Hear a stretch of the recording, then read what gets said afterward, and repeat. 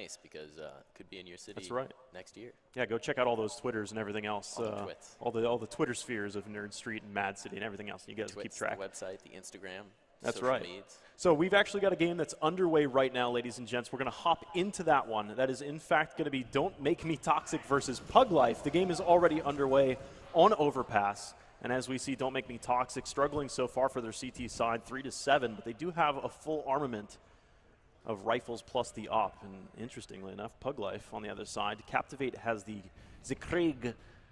What a great Molotov, but Devine misses an uncharacteristic shot for himself, I believe. We've seen Devine through the main seasons. We've seen him in Frag 10, Frag 11. This guy's got some legs on him.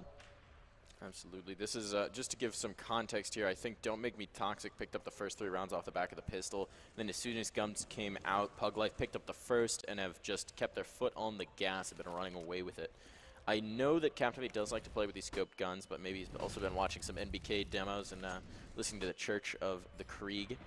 And it's just going to be a bit of a slower play here. It's a default setup from Don't Make Me Toxic. They have very little map control or aggression. 3 players bunched up in the back of the B bomb site.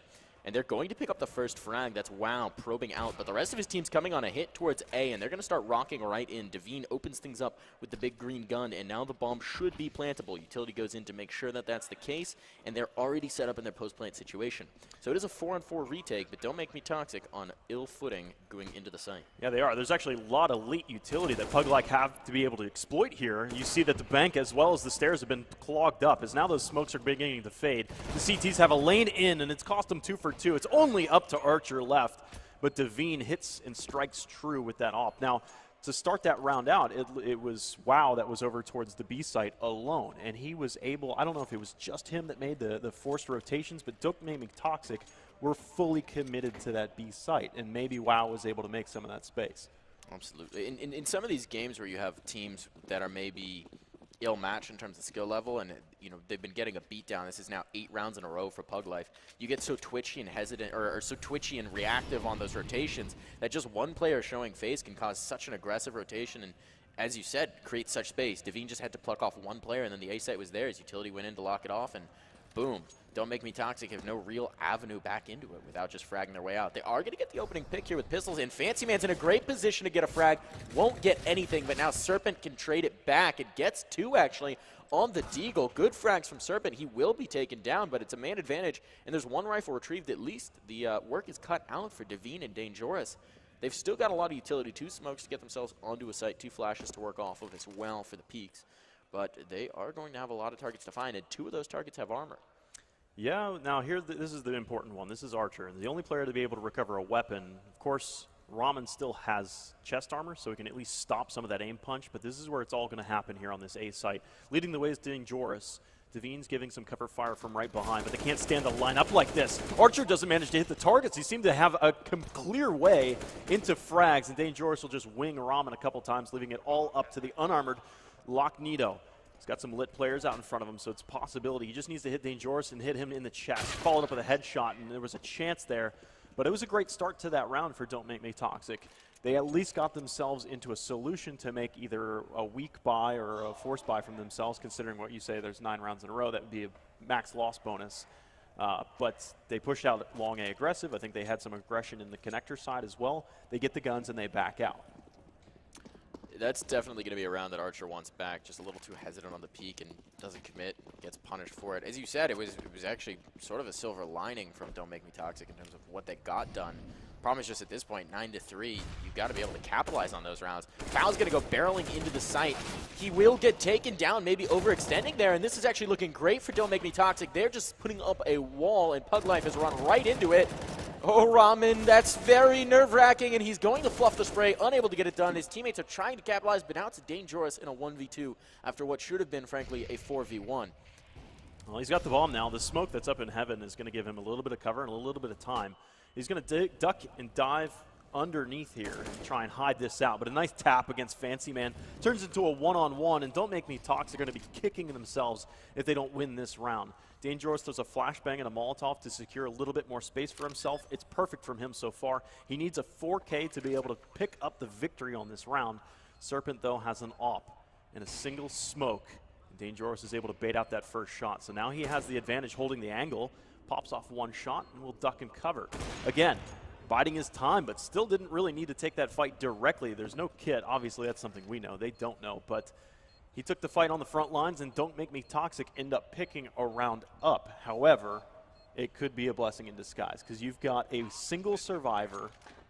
No, he has to rebuy most of his utility, and the whole team needs to rebuy as well. So if Don't Make Me Toxic drop this round, the last round, the 15th, is going to be as poor as you could possibly be. The silver lining there is it will only matter for one more round because they'll be put out of their misery. We're going to see the XM pop up, a couple of FAMAs, the FAMI, and as you were talking about the utility, very, very limited utility. They have 3 kits at least, but there's 2 players with only a flash apiece.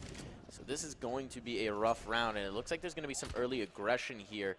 No presence towards long, and that's the way the T's want to move. So they're going to find a lot of space to work with. 2 players out towards connector bathrooms area, and that's Fancy Man and Serpent, but they could find themselves completely circumvented, and the bomb could be planted before they even have a chance to respond. Fancy Man figures out that something's up. He's going to start to drift back towards site, but it may just be too late, too little too late, as there's already players all around him. The noose has been tied, and it looks like they're getting ready to tighten it.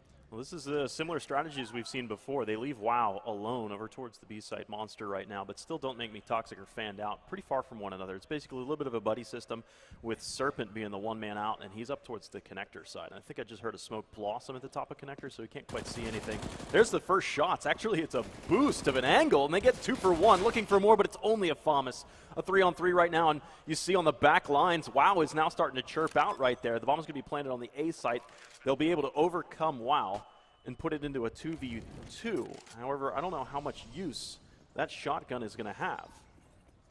Especially as they set up on the long angles. There's a player all the way in bathrooms and another right around the corner of the site. So there really is going to be no angle that Ramen can close with the XM. He may be able to retrieve a rifle. I don't think anyone went down in the back of site, though.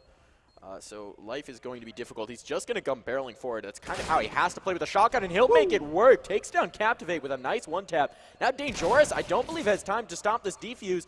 I assume they're sticking the defuse. They are not. Oh, I don't think he has time. It's going to tick away. Serpent. Well peeked. Well peeked indeed. I don't think he was sticking the defuse at all, though. I don't know if he was. The only thing that would have saved him was the fact that there was some blood splatter on the back of the dice box, and it might leave you a little bit camouflaged, considering there's not as much contrast against those bright yellow boxes. But yeah, it would be a stretch. But that is what we were talking about. We were alluding to this is as bad as your economic situation could possibly be going into the last round. A scout, a UMP, and Deagles, which are actually going to be the most firepower on the team right now. You get some early flashbangs and a little bit of pressure over towards short side. Foes is coming in swinging. He's gotten 1. Captivate was able to pick up the next one with the Krieg, and they start to leak their way into the B site while Ramen is going to put his head in the clouds, maybe allowing the T's to pass over him. Just as he does, Ramen might be the snake in the grass. He's going to rely on the rest of his team, though. Maybe he's able to stop the bomb. Losing Dangerous and Connector makes it difficult. He gets the planter, so that's a bomb down. And now it's Fouls and Captivate in kind of an awkward situation, although all presence on the B side is just withdrawn, so that's going to allow them to get the plant and even take it towards A, which is what they want to do. They've got plenty of time, minutes still on the clock, so bomb will be planted for free on A. I don't think Archer can rotate through Connector fast enough, but Don't Make Me Toxic are starting to realize that the jig is up, that they've been found out. So the bomb will go down. It will be again in a post-plant situation. They're not going to expect this. No way they expect Archer to already be on long. He reads them well. Captivate showing that the Krieg's first shot accuracy is awesome. Just spearing Archer right out of the gates. 1-on-1. Captivate wants the 3-piece. Ramen has a HE grenade and a decoy. That's it. But he has a kit here. But that bomb is planted in absolute no man's land. He's hoping for a dream that he gets this first peek. But Captivate spotted him. Not planted for Captivate. Does he just stick it down? Doesn't matter. First shot, first win.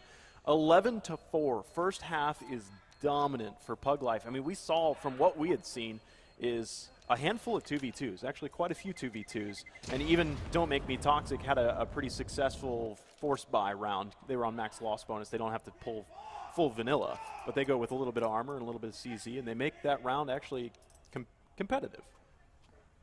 There's definitely something to work with here. It's not an absolute smackdown despite the scoreline. The issue is that they couldn't get anything done in their gun rounds. They picked up 1 gun round.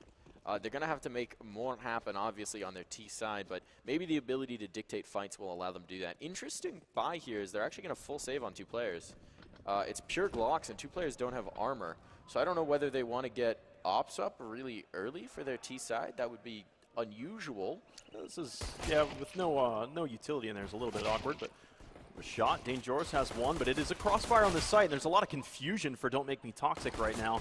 They didn't quite find out where each one of those shots were coming from. Archer makes a nice last stand, but it was 1v5. PUGLIFE, the way they play that CT side, I believe Dangerous ran up to at least the end of bathrooms, maybe to the threshold of connector, and was just listening.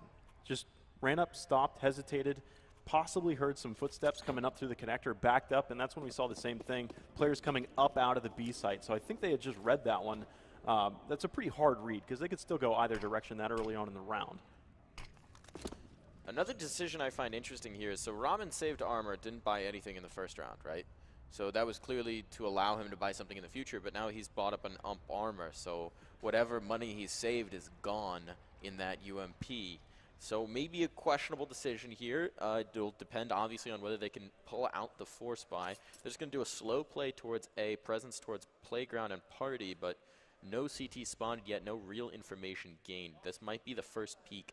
Captivate's getting aggressive. He's going to do great damage, only a little bit in return. Serpent knockdown so incredibly low, but now Captivate needs to fall away. Shots ringing through smoke. He's actually going to get the frag. Oh, look at the movement. It's perfect. Dance right around the CZ, and he picks up another. So the slick moves, the hops, they work out beautifully for him, and now Archer and Ramen are just stuck in the bathrooms trying to figure out what the hell to do. What the hell happened? Only Archer left again. 1v5. Gonna get 2 again. Captivate's just, he's just bouncing around. I mean, he's got it doesn't matter if you're jumping around corners. Like the MAC-10 and the MP9 have that capability to just be great entry-level weapons. But Don't Make Me Toxic, like what you were talking about with Ramen's money management system, what they were looking to do with him saving money was to get the op online as early as he can. But since they had lost that pistol round, they felt like, well, we need to put it all on the line, or a little bit more on the line right now. We're too far behind to wait for that train to arrive. So this is all 5. In fact, for Don't Make Me Toxic going towards Monster and short, and they have stopped and hesitated. In fact, there's an early information read as well from Dangerous, who's going to be working on a long flank. These are just Glocks and maybe a single P250, so they're going to get mowed down. It didn't even matter about the long flank that was coming, but the information that was delivered to that B team was get ready, here they come. A slaughter on B, out the monster tunnel and straight into the jaws of the monsters of PUGLIFE. So 14-4. The second half, nothing doing, and they had such a little margin for error coming out of an 11-4 half that at this point, whatever cushion they had has evaporated. It's backs to the wall here. They've got their guns up. They've got their AKs. They've got some utility to work with. 5 smokes to get onto site and secure that post plant. But this is the round where they have to make it happen. If they cannot get it done here against the bonus round from PUGLIFE, the match is over, not just because there's 15 rounds, but because they'll have nothing to defend that map point with. Fancy Man going to get himself a nice opener creeping out of the connector, and now he's got established ground towards A. There's only going to be Dangerous to secure it here, and he's already dusted up on long. He'll bring in reinforcements onto the A site, but still good presence. Although maybe too aggressive of a read here. Don't Make Me Toxic. They've actually brought the bomb around towards B. But it is a strong bite from PUGLIFE. They've got 2 players up in connector. They're already snaking their way through. Wow, maybe he has an idea that something's up here, but he'll be taken down. So it's a number advantage for Don't Make Me Toxic, and they should have the site in just a moment. I don't believe there's anyone who can contest them. Well, there will be a player on construction trying to make it happen. That's Faust. Oh. He's going to smoke himself off. Position known. Serpent gets the lineup through smoke, but Davine from On Heaven wants to deny. Now he's the last person who can do so. But he's also closed the distance. Has just a Famas to work with, but he's got 2 isolated duels to take. Takes the first. Now Locknito just has 17 HP to try and clutch it out and save Don't Make Me Toxic from their demise. And Davine's hurting too. Maybe 2 bullets at most that would have been able for Locknito to be able to pick up that clutch. But that's another situation where we see Davine in a pretty tough spot, still making it look easy. Again, his movement is awesome. When he jumps out of heaven, he gets down into that water side, he just shoulder peeks up the ramp, pops off a single shot, and knows exactly that he must be running down the bridge to try and flank his right side. And just minimizes himself as being a target for such a short amount of time, but at the same time, putting up quite a good front, at least on the resistance. So it is rifles for PUGLIFE. That last round was also pretty much of a throwaway round. They had 2 SMGs. They were looking to do economic damage. The fact that they won that round is a bonus to themselves. Got a stack up of a couple players for Don't Make Me Toxic on short right now, and they've lost all presence everywhere else across the map. They don't own Fountain, they don't own Connector all that much, but the Ramen is at least going to stake the flag down, saying this is Don't Make Me Toxic territory, but he's taking a lot of damage. 5 HP remains for him in a 3v2. Yeah, in this instance, I'm not sure that's a trade worth having. Fancy Man picking up another makes it now possible, but Divine and Captivate still around. Full health, full armor, utility to work with. And there's the player down in Connector. So now just Fancy Man alone. He's got the bomb, but that's about all that's going his way. He's stuck. He's trapped. He's hemmed in like a rat in a cage, and he knows the time is just ticking down for him. Well, he could escape. So there's plenty of time on the clock. There was a minute. We're down to about 45 seconds, and this is the way he'll come back. So PUGLIFE had map control, but the longer that Fancy Man doesn't show his face, there's going to be more and more of a question mark that grows in PUGLIFE's minds. Where could he have gone? But he now pops a flash over towards the B site, and he's already in a predicament because both players are here ready and waiting. He'll put the bomb down. I think his Molotov may have not landed where he intended it, so he goes over towards the sandbag side, and that'll be the end of the ball game. PUGLIFE take it 16-4, and if you had said, if you were correct in what you had said before, Don't Make Me Toxic won what, the first 3 rounds? The pistol plus 2, and then they only won 1 rifle round. So they struggled throughout that series. There were a couple rounds where there was something going, and then it just sort of fell apart in the post plan, or it fell apart in the retake. So there's something to work on. There's something to build on, and throughout this tournament, I mean, a lot of these teams are just coming through. They're pugs, or they've played together a little bit, but they haven't really necessarily played on LAN. So there's something to build on, something to work on, something to talk about, but definitely a lot more will be needed to take on a team like PUGLIFE and a lot of the other competition in this tournament. Yeah, and not only was the movement crisp, but also the leadership, not to say, I don't know if Devine's the in-game leader, but his at least fragging potential, because we've seen him in frag 10, frag 11, and maybe some frags before, but also in the main team. That's what this team is, you know. These guys are at least have some experience under the belt in ESEA's world. I think he wound up somewhere north of 20 frags, but somewhere less than 10 deaths. Oh, okay. I thought you were going to say he's got more than 20, but less than 10. Yeah. Some weird math. Yeah. How does it work? Brackets. I don't know. Numbers. So, I mean, just to remind everybody, this is the Nerd Street Gaming's Eastern Conference Championship, brought to you by Mad City as well as Cougar Gaming. This is a $10,000 CSGO championship held in Chicago. And it is an open championship, so of the 32 teams here, why aren't you here? Entered. Why aren't you here right now with your buddies, all 5 of you, sitting in some chairs, getting ready to game? But any